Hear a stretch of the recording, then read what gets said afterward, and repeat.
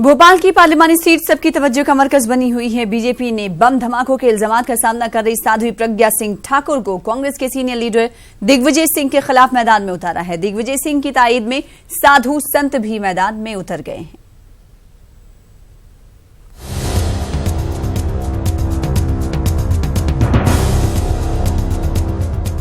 भोपाल की लोकसभा सीट इस वक्त सबकी तवज्जो का मरकज बनी हुई है। भोपाल से कांग्रेस के सीनियर लीडर दिग्विजय सिंह मैदान में हैं। दूसरी जानिब बीजेपी ने इस हलके से साध्वी प्रज्ञा सिंह ठाकुर को मैदान में उतारकर इस इलेक्शन को मजहबी रंग देने की कोशिश में है। साध्वी की कामयाबी के लिए बीजेपी के कई लीडर्स हर असेंबली हलके में तशहीरी मुहिम चला रहे हैं। दूसरी जानिब कंप्यूटर बाबा ने हजारों साधुओं के साथ दिग्विजय सिंह की ताईद में भोपाल में डेरा डाल दिया है। ये साधु संत अगले 3 दिनों तक मजहबी रसूमात की अदायगी के अलावा दिग्विजय सिंह की ताईद में तशहीरी मुहिम चलाएंगे। दिग्विजय सिंह को जिताने के लिए पूरा संत समाज लगभग 7,000, 8,000, 9,000, 10,000 भी हो सकते हैं, क्योंकि हमारे संत हैं और पूरा संत समाज आ रहा है और अनुष्ठान करेगा, हठ योग करेंगे, धूनी तापेंगे, तप तपस्या करेंगे और सब चाहेंगे कि कांग्रेस को समर्थन देंगे और दिग्विजय सिंह को जिताने के लिए ये अनुष्ठान होगा। मोदी सरकार से नाराज कंप्यूटर बाबा ने प्रज्ञा सिंह ठाकुर को साध्वी मानने से इनकार किया। इनका ये भी कहना है कि इस बार चौकीदार बदलना है। भाई, यदि रावण ने भेष रखा था साधु का और सीता को चुराई थी, तो क्या इसका मतलब वो साधु हो गया था? क्या साधु का भेष रखने से नहीं होता है। यदि कोई जेल की हवा खाए, जेल की परिक्रमा करे, बम ब्लास्ट जैसे केस में फंसे, हत्या के जैसे केस में फंसे, वो साधु नहीं हो सकता। संत तो ये हैं, मस्त मौला भजन पूजन चल रहा अपना और हवन कर रहे हैं, ऐसे साधु हैं। अब साधुता नहीं हो सकती।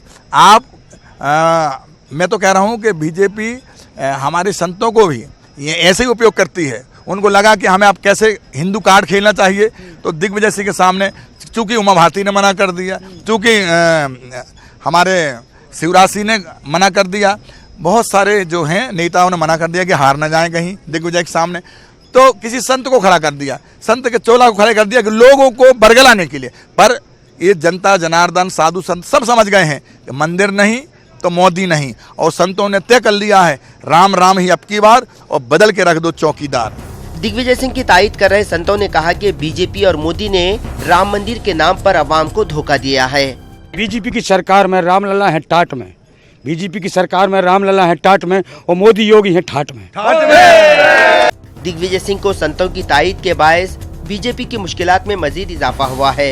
इंतखाबात में मजहब का कार्ड खेलना बीजेपी के लिए महंगा साबित हो रहा है। Bureau report, news 18 Urdu. Ramzanul Mubarak का महीना आज से शुरू हो गया है। आज रमजानुल मुबारक का पहला रोजा है। इस महीने में मुसलमान जिक्र व अज़कार, तिलावत कलाम पाक और तरावी का खुसूसी एहतमाम करते हैं। आप देखें रिपोर्ट और मुझे दें इजाज़त। आदा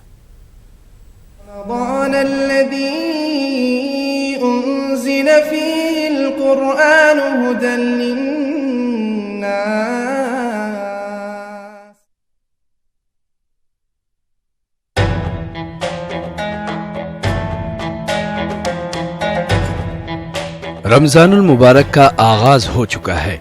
ये महीना बरकतों के नुज़ूल का महीना है। ये महीना इबादतों रियाजत का महीना है। कहा जाता है इस माह मुबारक में जन्नत के दरवाजे खोल दिए जाते हैं, जहन्नम के दरवाजे बंद हो जाते हैं। उम्मत मुस्लिमा इस मुबारक और मुक़द्दस महीने में ज्यादा से ज्यादा इबादत करके अल्लाह तबारक व तआला की रजा और खुशनुदी हासिल करने और गुनाहों से तौबा और इस्तिग़फ़ार करने और अल्लाह के हुजूर सजदारेज होकर खैर की तलब में मसरूफ हो जाती है। रमजान की फजीलत इससे और बढ़ जाती है कि रमजान में ही कुरान का नुज़ूल हुआ है। कुरान में अल्लाह फरमाता है कि शहरु रमजान अल्लज़ी उनज़िल फ़ीहिल कुरान, यानी रमजान वो महीना है जिसमें कुरान का नुज़ूल हुआ।